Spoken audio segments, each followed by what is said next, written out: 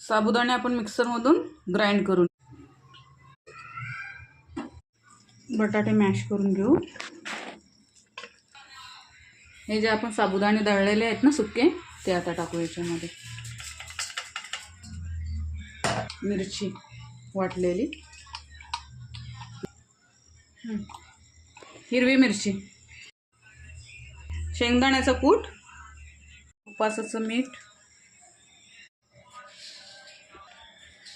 जिरा, हे थोडे भिजलेले पण साबुदाणे आपण टाकू। हे व्यवस्थित आता आपण मळून घेऊ।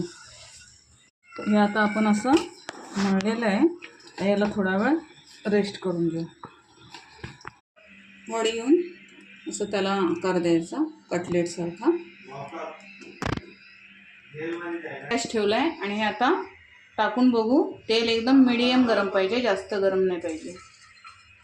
बबल्स येतात म्हणजे आपलं तेल बरोबर गरम झालं आहे। आता आपण हे एक एक सोडू, गोल्डन होस्तोवर आपण त्यांना फ्राय करायचे आणि आता काढू।